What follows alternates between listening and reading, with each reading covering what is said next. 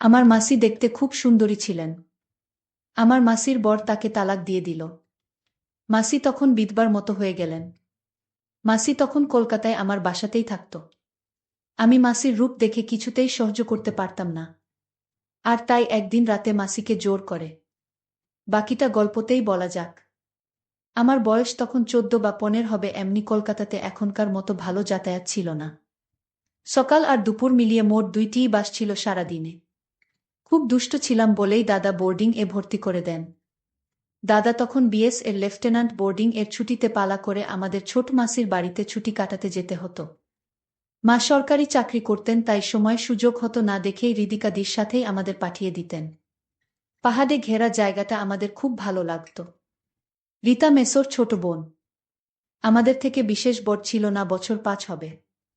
দেখতে যেমন মিষ্টি, গান তেমন গাইতে পারত। আনন্দে কেটে যেত আমাদের কৈশোর।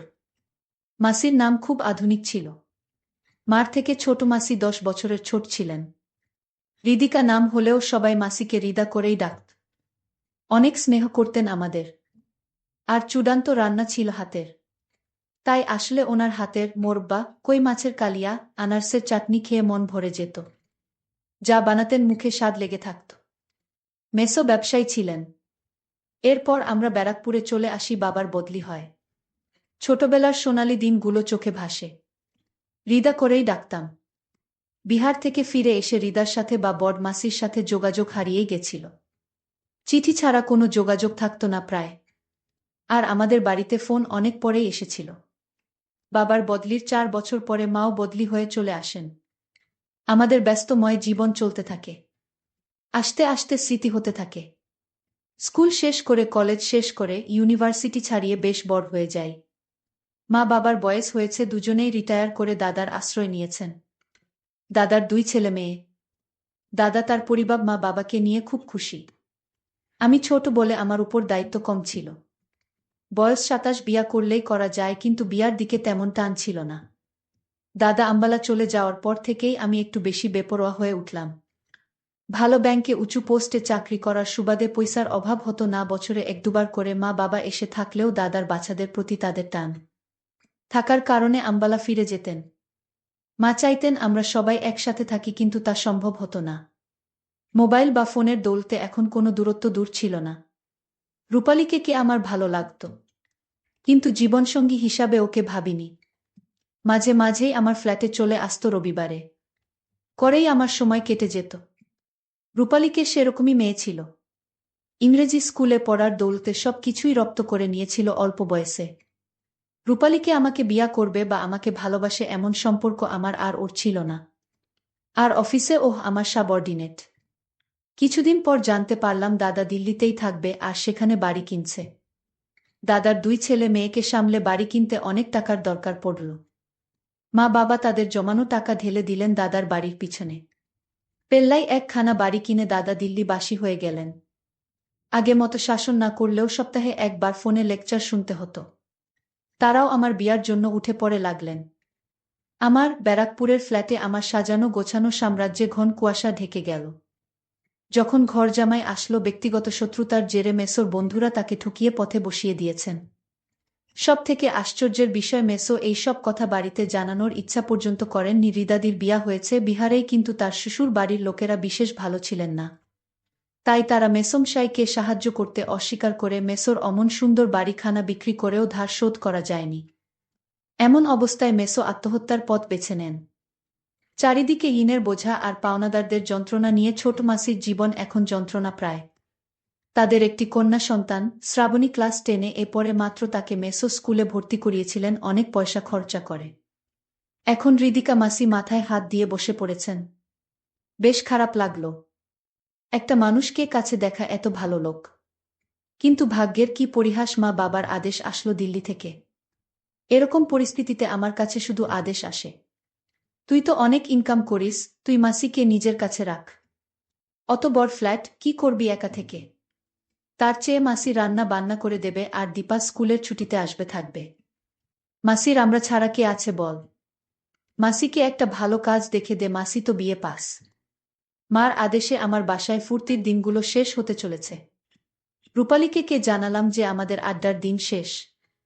মাসির বয়স এমন কিছু বেশি ছিল না যে জীবন শেষ হয়ে গেছে।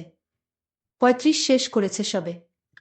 কিন্তু এমন পুরা মহিলাকে ঘরে রাখা মানে নিজের সব প্রাইভেসিতে আমাদের বাধে।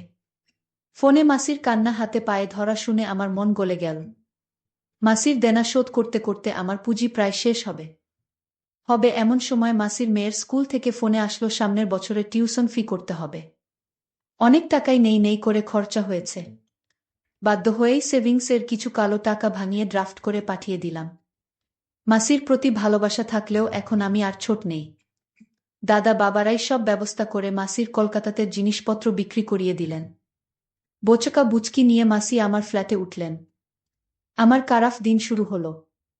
মাসিকে বুঝতে দেওয়া সম্ভব নয় যে আমি একেবারেই খুশি নয়। ছোটবেলায় মাসিকে যা দেখেছিলাম এখন মাসির অনেক পরিবর্তন হয়েছিল। সুন্দর মুখখানা মায়া জড়ানো। আমার মাসি এমনিতেই অনেক লম্বা, কিন্তু এখন লম্বা চুলের বিনুনি। ফর্সা সুন্দরী মুখে অসাধারণ একটা মায়া। এসব আগে কখনো দেখিনি, কিন্তু এখন মাসি সব সময় সামনেই থাকে, তাই চোখে পড়ে যায়। মাসি কখনো আমাকে সানি বা রাফি সব নামেই ডাকতেন। সকালে রান্না করে আমার রান্না খাইয়ে টিফিন ও দিয়ে দিতেন। সত্যি বলতে মাসির রান্না খেয়ে এত তৃপ্তি পেতাম যে বাকি সব কিছু ভুলেই যেতাম। মাসির পাশে এইভাবে দাঁড়ানোতে মাসি আমার সামনে অনেক কৃতজ্ঞতা প্রকাশ করতেন, যা আমি চাইতাম না, ভালো লাগতো না। একরকম মাসির সংসার যেন আমি চালাছিলাম। ২ সপ্তাহ কেটে গেছে, মাসি এসেছে। মাসি মাঝে মাঝে আমার ফোনে মার সাথে বাবার সাথে কথা বলে নিয়ে বন্ধুবান্ধব নিয়ে আনন্দ করা লাটে উঠে গেল। রাহুল আমার এক কলিগ সুযোগ পেল, তাই আমার দুর্বলতাকে কাজে লাগিয়ে রূপালীকে নিয়ে অনেক কিছু করা শুরু করল। কাজ অফিস করতে করতে কেটে গেল ১ মাস। মনে মনে ভাবলাম ১০টার পর মাসি তো নিজের ঘরে নিজের মতো থাকে, টিভি দেখে বা বই পড়ে। যদি বন্ধুর বাহানায় নিয়ে আসি কাউকে, ক্ষতি কি? আর মাসির ঘর পূর্বের বারান্দায়, আমি উত্তরে ২টো ঘর ছেড়ে থাকি। ২টো রান্নাঘর, ২টো বাথরুম। মাসির ঘর মাসির বাথরুমের সাথে। এইভাবে আর কতদিন চলবে? মাসি থাকাতে আমার বাজে নিশা বন্ধ হয়ে গেল। কারণ মাসির সামনে যদি মেয়েদের নিয়ে আড্ডা দেই তাহলে মাসি মাকে বলে দিবে। হয় মাসি আমার অসুবিধা বুঝতে পারত, নয় মাসি বুঝলেও নিরুপায় ছিল। অনেক ভেবে দেখলাম মাসি কাজে গেলে আমার অন্তত একটু সুবিধে নিশ্চয়ই হবে, কিন্তু কোথায় কাজে পাঠাবো? মহাচিন্তা শেষ মেশ আমার ব্যাংকের জিবিএমকে বলে মাসিকে আমার ব্যাংক এই মাসিকে স্টাফ হিসাবে ঢুকিয়ে দিলাম। শর্ত একটাই, অফিসে কাউকে বলা চলবে না যে আমি তার ভাগ্নে, কারণ আমি ব্যাংক ম্যানেজার। যদি সবাই জানতে পারে হৃদিকা আমার মাসি, তাহলে আমার অনেক অসুবিধা হবে।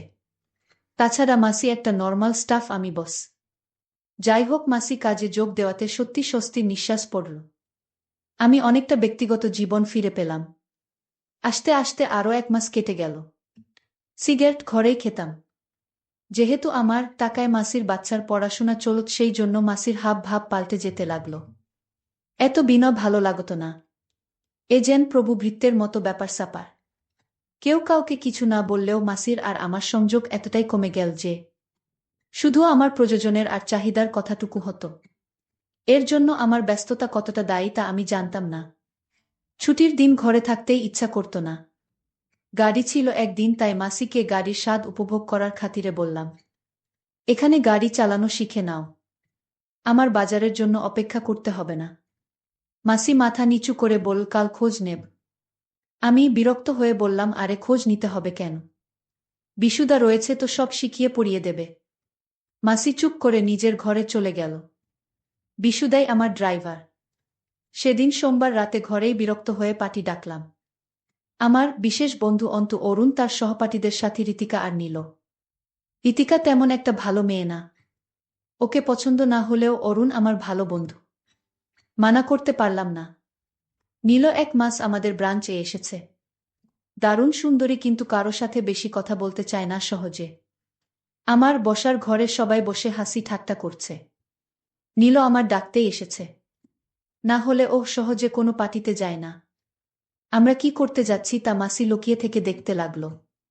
মাসি বাড়িতে শাড়ি পরেই থাকেন, আর শাড়ি পরলে মাসিকে আরো সুন্দর দেখায়। মাসিকে দেখে অরুণ চমকে উঠল। ওদের ভুল ভাঙিয়ে দিয়ে সংক্ষেপে সব বলতে হলো। মাসিকে অরুণ বলল, মাসি আজ আমাদের সাথে থাকুন। মাসি মৃদু হেসে ঘর থেকে বেরিয়ে গেলেন। আমি বললাম, বাহ, তাহলে তো ভালোই হয়। তোমার বিরক্ত লাগলে তুমি তোমার ঘরে চলে যেতে পারো। মাসি বলল, না, আমার অসুবিধা নেই। তোমাদের যা ইচ্ছে কর। রাতে কি রান্না করব কিছু? আমার মনে মনে আনন্দ হলো। এই, তোমার কি রাতে কেউ কিছু খাবে? আমার মাসি কিন্তু চরম রান্না করতে পারে। ঋতিকা আর অরুণ বাড়ি চলে যাবে। অরুণ অনেক জোর খাটানোর পর ও খেতে সম্মতি জানালো না। নীল বলল, যা খুশি চলবে। মাসি, আমার আর নীলর জন্য রান্না করো চিকেন আচারি আর পরোটা। আর রায়তা, চা কফি তাড়াতাড়ি দিয়ে যাও। মাসি সম্মতি জানানোর মতো ঘাড় নেড়ে রান্নাঘরে চলে গেল। আমরা গান ছেড়ে নাচতে শুরু করলাম। আমার খাওয়া হয়নি বললেও ভুল হবে, অরুণ আর ঋতিকা যাবার জন্য বায়না শুরু করে দিল। কফির প্রশংসা কে কি করেছিল সত্যি বলতে আমার মনে নেই। শেষমেশ অরুণ আর ঋতিকা বেরিয়ে গেল। বুঝতে আমার অসুবিধা হলো না, এবার আমি আর নীল রইলাম। আমি গল্প করা শুরু করলাম, নীল সরলসোজা কিন্তু লোক বুঝে চলে। আমার হাই পোস্ট, তাই আমাকে সমীহ করলেও ওর মনে কি আছে বোঝা দেয়। তাই সাধারণভাবেই শুরু হলো কথাবার্তা। নীল কথা বলতে বলতে জানানো যে সে ব্যাঙ্গালোরে থেকে কলকাতায় এসেছে শুধু বদলি নিয়েই নয়, তার বাবাও এসেছে বদলি হয়ে। এছাড়া পড়াশোনা ব্যাঙ্গালোরেই করেছে। আমি বিয়ার কথা জিজ্ঞাসা করতেই কুপ দিয়ে গেল নীল। কি বিয়া? আমারই লাইনের মনে হলো নীলকে। আচ্ছা, তুমি তোমার মাসিকে ডাকছ না কেন এখানে? মাসিকে এখানে ডাকলে বিষয়টা খারাপ মনে হবে। কিন্তু মনে শয়তানি বুদ্ধি জাগল।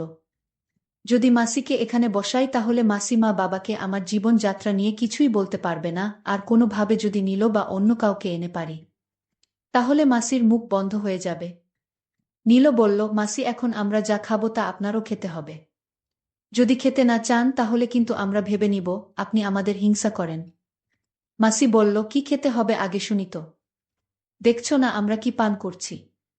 তোমার তা পান করতে হবে। মাসি মৃদু হেসে বলল, আমার তোমাদের মতো অভ্যাস নেই। আর এখন আর এসব কি মানায়? নীল না না করে বল, না, ওসব চলবে না। এই একটা খেতেই হবে বলে আরেকটা মাসির হাতে ধরিয়ে দিল। মাসি না করলেও গল্পের ছলে এদিক ওদিক করে পুরোটা শরবত খেয়ে ফেল নিশার ঘোরে। নীল প্রশ্ন করল, আচ্ছা রিদা মাসি, রাফি কেমন ছেলে? মাসি নীলকে বল, ওহ ভগবান, একরকম আমার মালিক। আমি জানি না, এমন ভাব করে বললাম, কেন মাসি এমন কথা বলছ? তুমি জানো না নীল, রাফি আমায় নতুন জীবন দিয়েছে। ওর ঋণের বোঝায় আমি ডুবে আছি, আর জানি না কোনোদিন ঋণ শোধ করতে পারব কিনা। নীল বলল, আচ্ছা, ও যে সিগারেট খাচ্ছে?